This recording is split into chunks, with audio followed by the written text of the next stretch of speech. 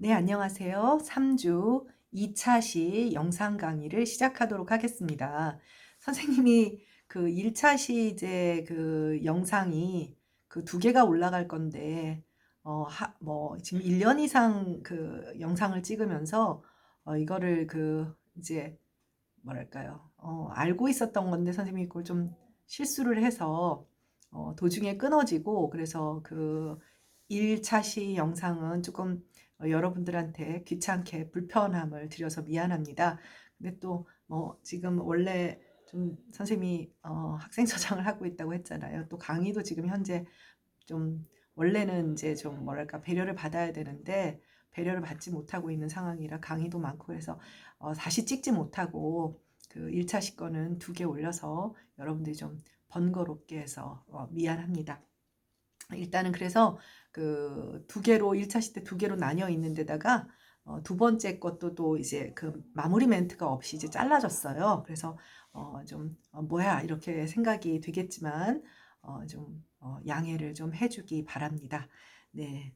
그래서 일단은 지금 2차 시에서는 우리 PPT 자료 그 6쪽부터 다시 보아야 할 것 같아요. 그래서 그 1차 시에서 끊어진 부분에서 어디까지 얘기를 했었냐면 이제 그 한국 대중문화의 역사가 결과적으로는 일제강점기 시기부터 시작되어서 하나의 틀이 만들어졌다라고 보아야 하기 때문에 그런 이야기를 하다가 끊어졌고요. 그래서 지금 PPT 자료 6쪽에서 예를 들면 동아일보나 조선일보, 뭐 그다음에 뭐 레코드사의 건립, 뭐 또 그리고 경성방송국 뭐 등등이 이때 만들어지게 됩니다. 만들어지게 되고 아마 그 이제 그 마지막 멘트가 이제 그 민족 말살 정책이라는 이야기를 이제 하다가 요 6페이지를 마무리하지도 못하고 멘트가 끊어졌어요. 네, 그래서 너무 미안하다고 다시 한번 얘기를 하고 그러니까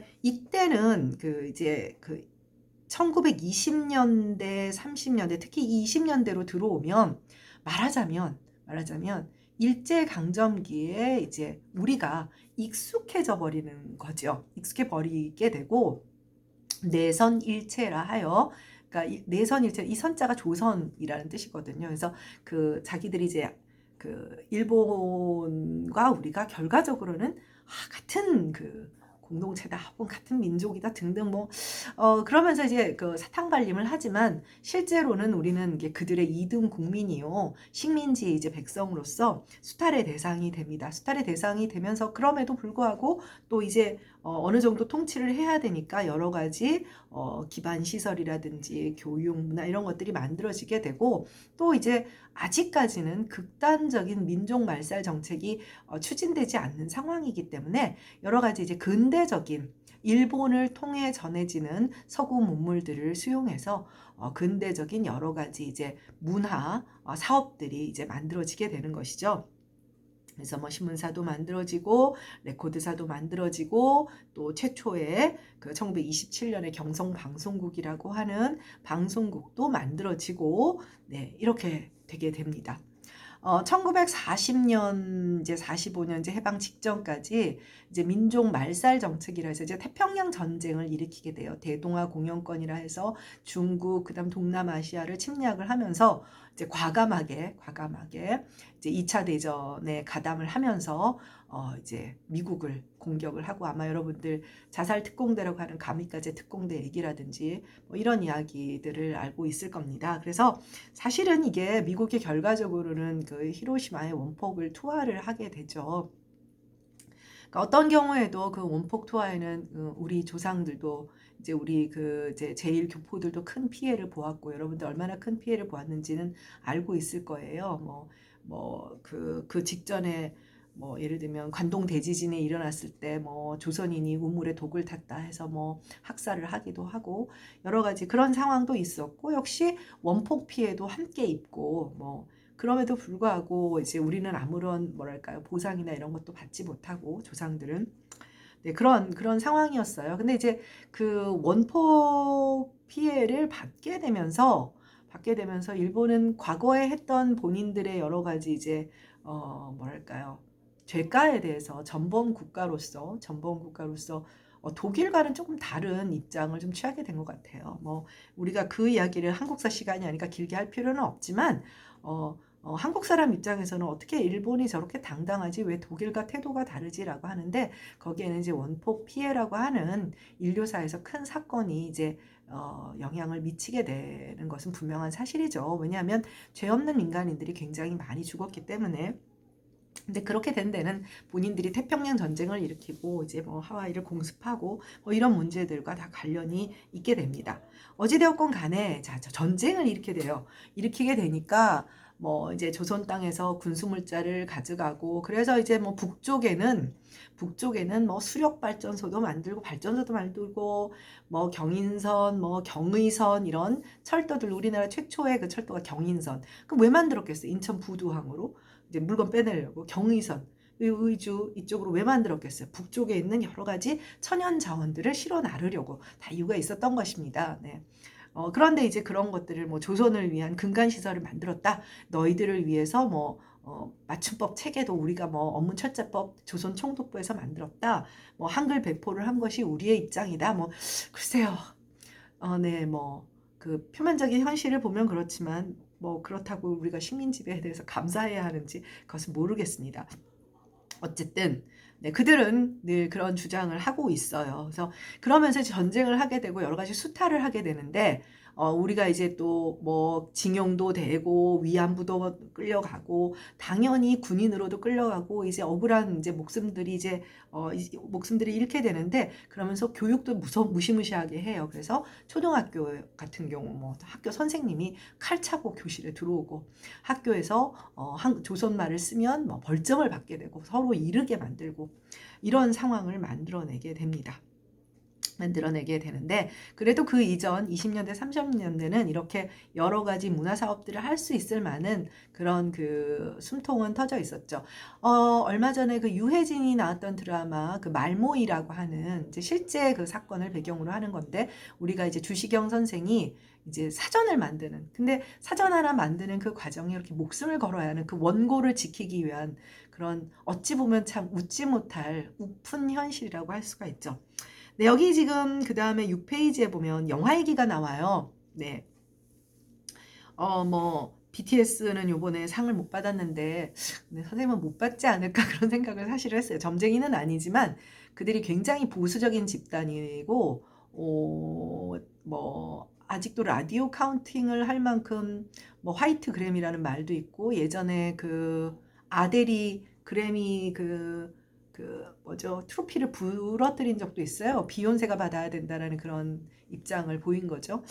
그래서 여기서 온라인상으로 미국으로 가지도 않았는데 상을 줄까? 이제 거만한 태도죠. 네, 그래서 뭐 받았으면 하는 마음이 당연히 있었음에도 불구하고 그런 결과가 나왔어요. 그런 측면에서 아카데미는 작년에 기생충에 상을 줌으로써 조금 뭐랄까 좀 더 진보적인, 좀 더 앞서가는 그런 열린 마인드를 좀 보여줬다 할 수 있죠.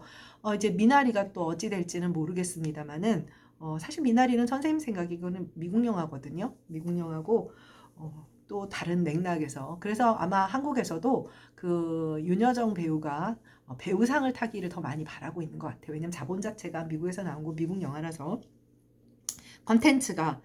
컨텐츠의 주인공들이 한국어고 언어가 한국어이지 사실은 그 내용 자체도 이민사라서 좀 맥락이 순수 한국 영화다라고 보기는 좀 어려울 것 같아요. 네, 그런데 여기에 이제 보면 그 조선 총독부 주최로 이제 월하의 맹서라는 영화가 만들어졌어요. 근데 우리가 흔히 알고 있는 최초의 한국 영화 그리고 최초의 위대한 천재 감독 하면은 나운규 선생을 기억을 할 겁니다. 근데 이 나운규 선생이 그 아리랑은 1926년에 만들어졌고 이것은 이제 그 최초의 한국인이 만든 영화는 아니에요. 최초의 한국인이 제작한 그 한국 영화는 장화홍련전이라고 해서 1924년에 만들어졌습니다. 그러면 구태여 이 땅에서 만들어진 최초의 영화라고 하면 조선 총독부 주도로 만들어진 월하의 맹서라고 하는 그런 영화인데요. 이 영화가 선생님이 앞에서도 얘기했지만 결과론적으로 보면 한국 대중문화는 일본을 통해서 들어온 서구 문화다라는 얘기를 많이 했어요. 물론 다양한 요소들이 이제 물론 기층에 깔려 있는 그런 뭐 우리의 전통적인 문화라든지 중국을 통해서 들어오는 문화라든지 이런 것들은 있지만 관제 문화라고 하는 것이 있습니다. 이제 요번 주에 이제 다 배우게 되겠지만 관제 문화는 관이 주도로 하는 그런 대중문화라는 뜻이에요. 근데 그 관이 주도로 하는 대중문화의 어떤 그런 특성은 뭐 다른 나라도 뭐 미국도 있어요. 미국도 있지만 우리나라는 이제 이 조선 총독부 시절에 만들어진 그 전통입니다. 그래서 최초의 영화 이 땅에서 만들어진 최초의 영화는 이제 조선 총독부의 월화의 맹세인데 이거 뭐냐면 관제 문화의 특성이 교훈을 줄고 뭔가 이렇게 그런 건데 이게 낭비하지 말고 절약하자라고 하는 달빛 아래서 맹세를 하는 그런 영화입니다. 여러분들은 관제문화적인 그런 영화를 거의 못 봤을 텐데 선생님이 학교 다닐 때는 중고등학생들이 영화를 보잖아요. 그럼 학생주임 선생님들이 막 영화를 숨어 있어요. 잡히면 거의 정학 처분을 받을 만큼 학생들은 영화관에 가서 영화를 볼 수 없어요. 날라리들은 정말 미안합니다.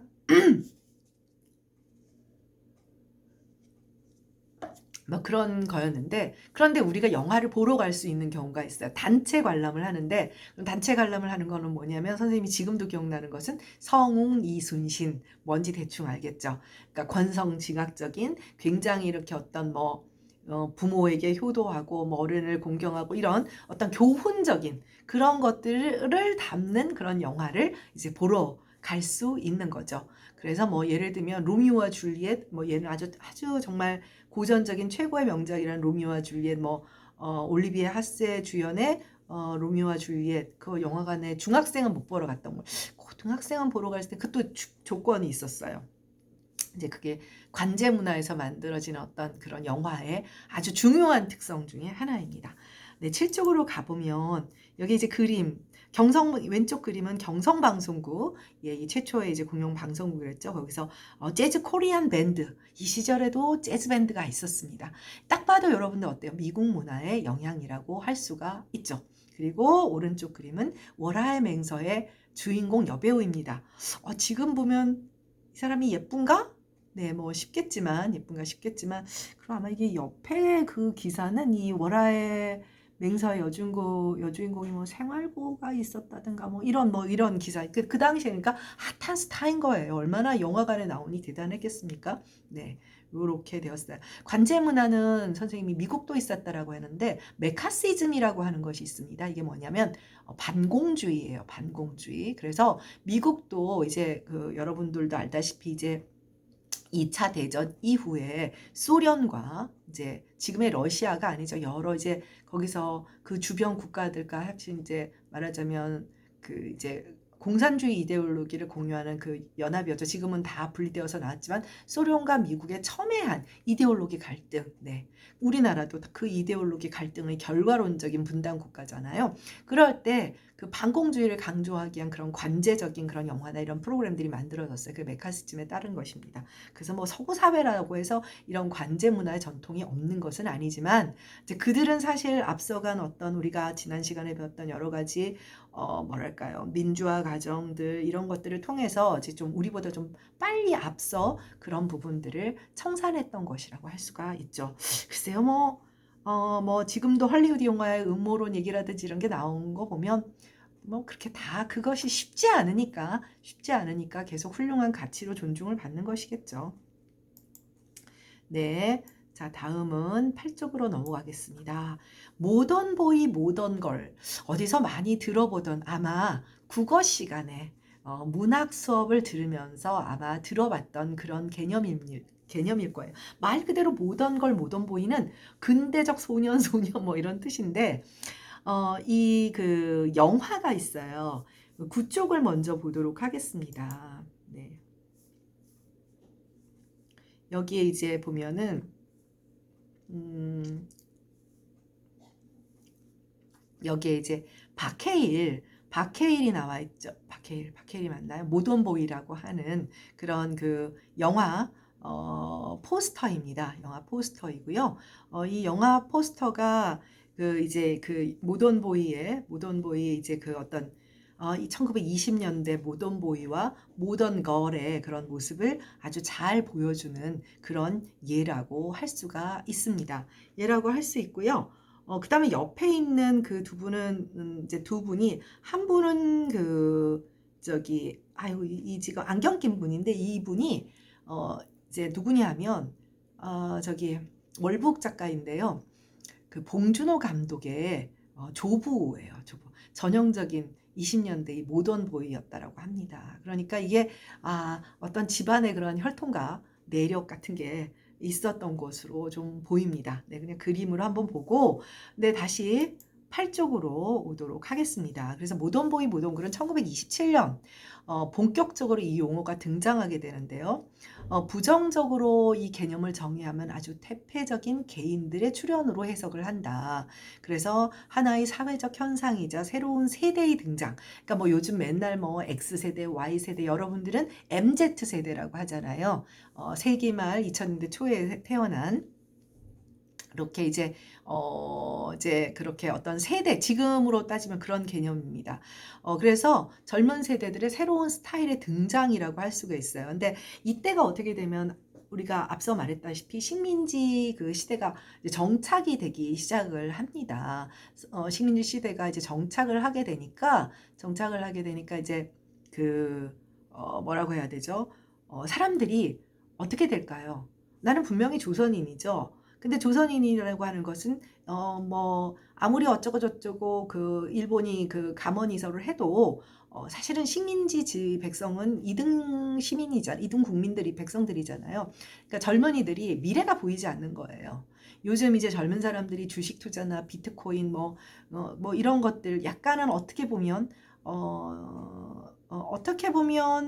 도박적 성향이 있는 그런 것들에 이제 더 매달리게 되는 것은 미래가 보이지 않는 거죠. 내가 받는 월급은 뭐 2천만 원, 그러니까 그 연봉은 2천, 3천인데 그걸로 집을 한 칸 살 수도 없고 뭐 나의 미래가 보이지 않는다. 그러니까 그런 것에 더 몰두하게 되고 그러면서 이제 어떤 뭐랄까요? 근대적 가치라고 할까요? 뭐 근로의 가치라든지 어찌 보면 근대적 가치죠. 그런 것에 이제 몰두하기 어렵듯이 뭐 지금이 식민지 시대만큼 어렵냐라고 말하면 뭐 항상 그 세대들이 느끼는 어려움은 다 자기들의 어려움이 가장 어려우니까요. 이제 어찌 되었건 간에 이 시대의 젊은이들은 미래가 보이지 않고 그러니까 퇴폐주의라고 하는 것이죠. 예전 드라마 중에 지금 모던 보이를 안 본 친구들은 한번 보길 바라고요.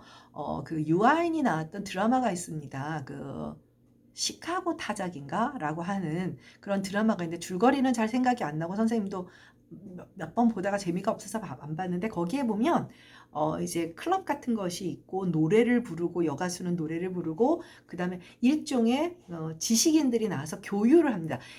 프랑스의 살롱 문화 같은 거예요. 프랑스의 살롱 문화. 여러분도 혹시 그 쇼팽의 연인이었던 조르주 상드라고 하는 여성이 있어요. 굉장히 나이가 많은 연상이고 이런 여자인데 조르주 상드는 프랑스어의 이름으로도 조르주는 남성 이름이잖아요. 그러니까 여성이 작가로 활동을 했을 때 제대로 받아들여지니까 남성의 이름으로 그 필명을 해서 활동을 아주 멋진 여자인데 쇼팽이 아주 이제 꽂혀서 사랑했지만 뭐 이 여자는 그 전에도 연문을 뿌리고 다닌 이런 그런 사람들인데 이게 어디서 만나냐 이런 사람들이 이제 살롱에서 만나요. 근데 이게 한국에도 들어와서 이 시기에 들어와서 명동 지금의 명동에 지금 따지면 다방 같은 데서 뭐 작가들 글 쓰는 사람 화가 그다음에 뭐 음악가 그러니까 우리가 앞에서 봤던 뭐 윤심덕이나 뭐 또 화가인 나혜석이나 또 그다음에 뭐 국어학자인 뭐 양주동 선생이나 뭐 이런 사람들이 막 교류를 하게 됩니다. 그런 것들을 통해서 이제 모던 보이, 모던 걸이라고 하는 개념이 나오게 되죠. 그런데 문제는 뭐 거기서 술 먹고 뭐 담배 피고 뭐 이런 걸 하다 보니 이제 어떻게 생각 근대적 가치인 노동과는 좀 별개, 그러니까 퇴폐적으로 보일 수도 있고 굉장히 이제 뭐랄까 젊은이들이 회의적인 뭔가 좀 냉소적인 그런 태도를 보일 수도 있다고 하는 거죠. 근데 이게 현대적 대중문화의 등장이라고 봅니다. 왜냐하면 문화는 여러분들 지금 내가 근대적 가치인 근로에 대한 얘기를 많이 하는데 문화라는 것은 잉여적인 거예요. 잉여적인 거죠. 잉여적이라고 하는 것은 우리가 인류가 수렵 사냥을 할 때는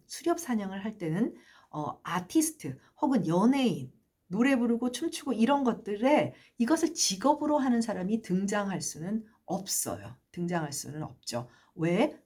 계속 이동하면서 먹고 살아야 되니까. 근데 농경을 하면서 정착을 하게 되죠. 정착을 하게 되면 이동에 대한, 그리고 또 상대적으로 농경의 기술이 발달해서 식량이 풍부해지면 인구 폭발이 이루어지고, 인구 폭발이 하면 잉여 인구가 생겨요.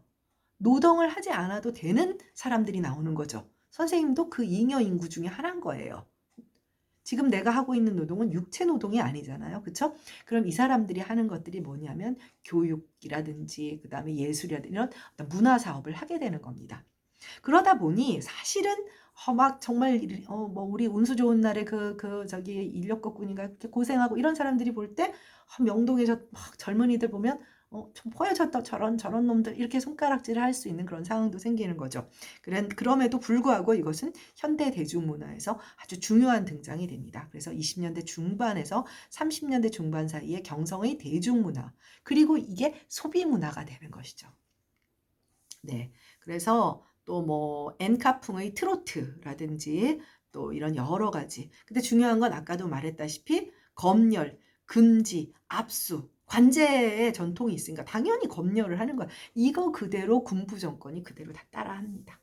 네, 그다음 9쪽 넘어가도록 하고요. 네, 그래서 드디어 해방을 맞이하게 됩니다.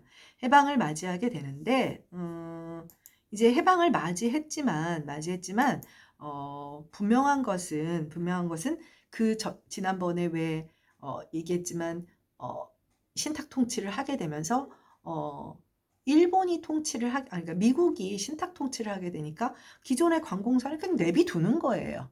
그러니까 청산을 하지 못하게 되는 거죠. 그러니까 사람을 청산을 하지 못하는데 시스템이라든지 뭐 또 당연히 어떤 사고 방식이라든지 이런 것들은 바뀌기가 굉장히 어려운 거죠. 여러분들이 이제 꼰대 문화다. 기성세대는 왜 이러냐? 뭐 이렇게 말을 하지만 뭐 저기 이집트 파피루스 문건에도 그게 그대로 나온답니다. 나이 든 사람들은 요즘 젊은 것들은 이러다 세상이 말세다. 이런 얘기가 나오는 것처럼 언제나 기성세대와 신세대가 있는 것이고 자기가 살아온 그 가치관들을 계속 뭐랄까요? 리뉴얼 한다는 것. 그리고 내가 가지고 있는 가치관을 고정시키지 않고 새로운 관점과 새로운 사고방식을 수용한다는 게 참 쉽지는 않은 일인 것 같습니다. 그래서 해방 후 대중문화도 속성은 달리하지만 기본적인 일제강점기에 유입되었던 이런 대중문화의 속성을 크게 벗어나지는 못해요. 그래서 미국을 비롯한 서구 대중문화 유입, 단 일본을 통해서가 아니라 60대 그 박통의 한일협정 이전에는 일본과 교류가 전혀 없었거든요. 한일협정 이전에는 이제 신탁통치 상황이니까 미국으로부터 이제 미국 사람들이 먹는 껌, 소세지, 초콜릿과 함께 그리고 그들이 벌인 시집, 그다음에 소설책, 그다음에 뭐 이론서들 그런 것들을 헌책방에서 뒤져가면서 그러면서 순수학문은 당연하고 대중문화도 유입이 되죠. 그래서 한국전쟁은 미국에 대한 맹목적 친밀감. 그래서 나이 드신 분들, 선생님 세대 이상, 한 50대 이상은 대부분 미국에서 그러니까 지금도 미제야? 이렇게 되는 게 있어요. 그러니까 우리 세대 미제? 이런 거는 지금 여러분들 뭐 메이드 인 USA 그거 꼭 좋은 거야? 뭐 이렇게 생각하지만 예전에는 미제라고 하면 그래서 강한 동경의 심리까지 만들어지게 됩니다. 네. 그래서 지난번에 우리가 선생님이 할리우드 키드 뭐 이런 얘기를 해줬지만 그리고 동시에 친미주의와 반공 이데올로기가 강력히 자리 잡혀요. 그래서 기성세대와 그러니까 우리 한국 사회는 굉장히 외부에서 유입 자본주의와 그리고 타의에 의한 근대화 과정을 이루어갔기 때문에 급속도의 그런 이제 그 발전 과정을 겪게 돼요. 그래서 나의 사고방식과 내 부모님의 사고방식, 자녀뻘인 여러분들의 사고방식이 다 다르다라고 생각을 하면 되는 거죠. 그러니까 사실 굉장히 어려운 그런 어떤 그런 뭐랄까요. 세대 간의 갈등이 있는 곳이고 그럴 수밖에 없는 우리 역사적 배경이 있는 것이죠. 합의가 이루어지기 어려운 여러 가지, 그러니까 너무나 급속하게 변화하고 있는 것들. 또 이게 한국 사회의 또 역으로 말하면 역동성이기도 한데요. 네, 그래서 1960년대 군사 정권에서 급속한 산업화와 근대화 정책이 그러니까 추진되면서 매스미디어가 동시에 확산이 됩니다. 미국에서도 1970년대 뉴미디어의 확산이라고 해서 이제 본격적으로 모든 가정에 TV와 라디오가 막 보급이 됩니다. 그리고 1980년대 들어서면서 왜 MTV라고 해서 마이클 잭슨과 그 다음에 마돈나의 뮤직비디오의 뮤비의 개념이 이제 나오는, 그러니까 요때가 아주 중요한, 그래서 그 미디어의 혁신식인데 우리도 이제 큰 영향을 받게 되죠. 그래서 이러면서 1961년에 MBC 문화 라디오 그러니까 라디오가 항상 먼저 나가게 돼요. 그 다음에 동아 라디오, 그 다음에 동양 라디오, 동아 라디오가 있고 동양 라디오가 있어요. 이 동양 라디오가 뭐냐면 지금의 JTBC의 전신이라고 생각을 하면 돼요. 네. 라디오가 먼저 개국을 하고 그 다음에 61년도에 TV가 만들어지고 최초의 상업방송인 TBC가 만들어집니다. 이게 지금 앞에서 중앙일보와 같은 계열이잖아요. 그래서 JTBC가 된 거예요. 그러니까 이 TBC는 어떻게 되냐면 나중에 80년대 이제 그 군사정권 시절 계속에 흡수가 돼요. 이게 그러니까 MBC는 이제 뭐라고 해야 되죠? 전형적인 상업 방송. 그러니까 그 이제 개인 방송이라 그죠? 공영 방송이 준 공영 방송이에요. KBS는 공영 방송. 그다음에 이 저기 전화벨 소리 나서 미안합니다. KBS는 공영 방송, MBC는 준 공영 방송. 그리고 이제 SBS는 전형적인 이제 개인 사주가 있는 이제 그런 이제 말하자면 상업 방송이라고 할 수 있죠. 근데 그 이전에 TBC라고 하는 그런 상업 방송이 있었습니다. 상업 방송이 있었는데, 네, 죄송합니다. 네, 여보세요? 참 누군지 모르지만 참 집요하게 전화를 하십니다. 네. 그 상업 방송이 있었기 때문에 JTBC라는 상업 방송이 있어 나중에 이제 그거를 TBC를 없애게 됩니다. TBC를 없애게 돼요. 네. 이게 또 우리가 뭐 집이 아니다 보니까 전화벨도 울리고 그래서 미안합니다. 그리고 MBC가 70년에 상당히 이제 늦게 개국을 하게 되죠. 근데 MBC는 준공영 방송이고요. 그리고 들어봤는지 모르지만 1968년에 지금의 이제 옐로우 저널이라고 하죠. 지금은 그런 옐로우 저널이 SNS에 너무 많고, 그 다음에 그 뭐죠? 갑자기 그 DC 인사이드 그리고 너무나 많은 원래 그 DC 인사이드도 1990년대 중후반인가요? 그 디지털 카메라와 관련된 이렇게 사람들이 그러니까 결과적으로 온라인 상에서 소통할 수 있는 새로운 이제 공간을 만들기 시작했던 거죠. 근데 그전에는 무조건 이렇게 페이퍼예요. 썬데이 서울이 창간돼서 주간지게 그러면 거기에 이제 실리면 이제 지금은 할머니들이 다 되어버리신 그런 여배우들의 비키니 차림이라든지 이런 것들이 일종의 플레이보이 잡지 비슷한 거라고 생각하는데 이제 굉장히 이제 좀 그렇게 좀 한국 사회니까요. 네, 그래서 다음 페이지에 가보면 이제 우리가 얼마나 미국에서 미국 문화를 많이 수용했냐를 알 수 있는 것이 한국 전쟁, 이제 여러분들이 잘 모를 텐데요. 마릴린 monroe가 그 한국 전쟁에 참전한 미군들을 이제 위문하러 이렇게 왔던 게 있고요. 그 다음에 미8군 쇼라고 하는 게 있어요. 그러니까 미8군 지금도 이제 주한 2군이 있는데 이제 미8군 여러 가지 군 이름 중에 하나인데 미8군이라고 하면 여기서 나온 이런 것도 있어요. 미8군에서 나온 중고 물품들을 파는 가게들도 있어요. 옷이라든지 캔이라든지 껌이라든지 상상이 안 가죠. 그래서 보세 판다 이렇게 얘기를 했던 그런 데인데 거기에서 이제 공연을 합니다. 여러분들 혹시 윤복희, 윤향기 남매를 아는지 모르겠는데 윤복희 씨는 아마 여러분들이 조금 대중문화에 좀 관심이 있는 사람들은 알 텐데 최초의 미니스커트를 입고 한국의 미니스커트를 입고 딱 공항에서 내려서 화제가 됐던 그런 가수인데 이 윤향기는 오빠예요. 그래서 이 두 남매가 미8군에서 어릴 때부터 노래를 불러서 유명했고 여기서 이렇게 원래 그러니까 미군들을 대상으로 하는 공연인데 이게 아주 중요한 가수들의 데뷔 장소가 되기도 했던 것이죠. 그래서 실력을 검증받은 네. 이게 얼마나 우리의 그 대중문화에 미국 문화가 큰 영향을 미쳤나 하는 것을 보여주는 하나의 한 단면이라고 할 수도 있습니다. 네. 그다음에 네. 13쪽으로 가면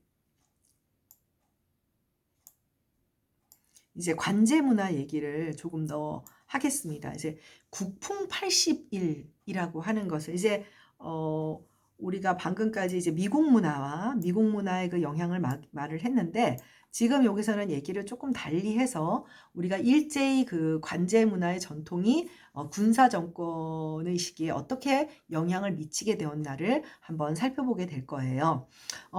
일단은 그 12쪽에 선생님 13쪽을 잘못 눌렀네. 네. 12쪽에 이제 검열과 간제문화. 그러니까 이게 일제 시대 것들을 그대로 우리가 모던 보이에서 얘기를 했잖아요. 그래서 군사 독재 시절의 그 대중문화라고 하는 것은 강력한 정치적 통제의 대상이었어요. 강력한 정치적 통제의 대상이 되어서 대중문화에 대한 사전 사후 그 검열은 철저히 이루어지고 또 영화 필름에 대한 가위질이라고 해요. 그래서 영화가 갑자기 뜬금없이 얘기가 팍 뛰거나 막 이렇게 되게 자연스럽게 지금처럼 그 편집 기술이 좋지 않으니까 막 지직지직하고 막 그래요, 영화관에서 보면.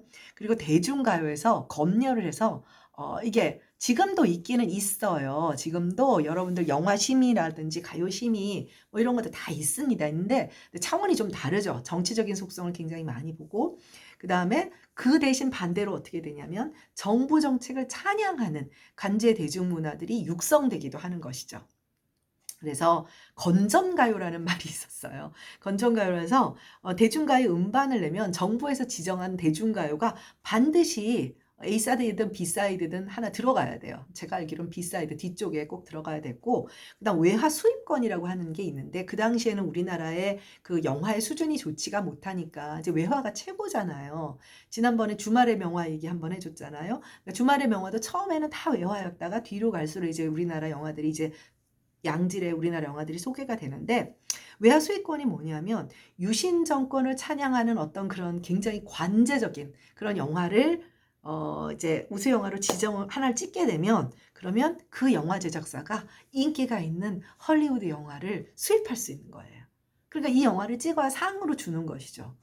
지금 여러분들이 듣기에는 어이가 없지만 이런 방식으로 모든 것이 이루어졌습니다. 이루어져서 결국 그러니까 여러분들 뭐 청바지 문화, 통기타 문화, 그래서 뭐 양희은이라든지 이런 분들의 아침 이슬이나 이런 것들이 사실은 원래 의도는 뭐 이제 뭐 그런 그 운동가요를 쓰이라고 만든 것은 아니었지만 여러 가지 이제 뭐랄까요 그런 용도로 쓰이면서 금지곡이 되기도 하고 가수 자체가 더 이상 활동을 할 수 없게 만들기도 하고 또 그런 일도 있었어요. 전두환 씨가 이제 대머리잖아요. 그런데 그분과 굉장히 흡사한 그런 좀뭐 그러니까 주연급의 배우는 아닌 나이가 드신 좀 배우가 있었는데 이 배우가 한동안 출연을 못했어요.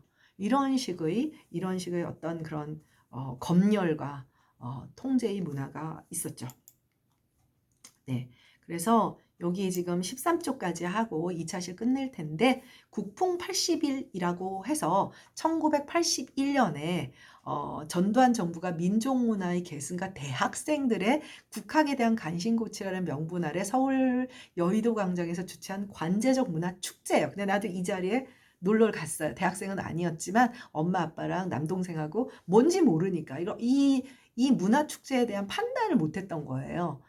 그런데 이게 대학생들이 딱 들어가는 거 보니까 느낌이 오죠. 그래서 여기서 지금 그 배철수 씨와 이제 오히려 그 배철수 씨 아마 베이스 기타를 쳤었나? 그리고 이제 저기 구창모 씨였던가 해서 송골매라고 하는 락 밴드들이 이제 크게 이제 해서 이때 너무 웃긴 게 한번 같이 보면 81년 청와대 정무제일비서관이었던 허문도라는 사람이 5.18 광주민주화 운동 일주기를 앞두고 이제 뭔가 이렇게 학생들이 데모를 하고 이럴 것 같으니까 대규모 축제를 만들어야 된다. 그래서 전국 194개 대학의 6,000명 학생들과 이런 그 자그마치 659회 공연을 벌였고 1,000만 명 이상의 사람들을 모았다고 합니다. 그래서 여기 지금 보면 사진이 있죠. 그리고 그 옆에 있는 것은 대학가요제, 젊은이 가요제 이런 것들도 사실은 대학생들이 어떤 그 반정부 운동을 하지 못하게끔 하는 그런 하나의 도구이기도 했던 것 같아요. 좀 가슴 아프지만 뭐 그럼에도 불구하고 70년대, 80년대, 90년대까지도 여러 가지 대학생들의 민주화 운동을 통해서 글쎄요. 오늘날의 어떤 그런 그때 운동을 했던 사람들이 586인데 잘하고 있는지 못하고 있는지 뭐 정치적인 발언은 관심이 별로 없어서 일단 요런 국풍 80일 놀라운 일들이 있었죠. 네. 그러면 네, 2차 시 수업은 여기까지 하도록 하고요. 3차 시에서 만나도록 하겠습니다. 수고했습니다.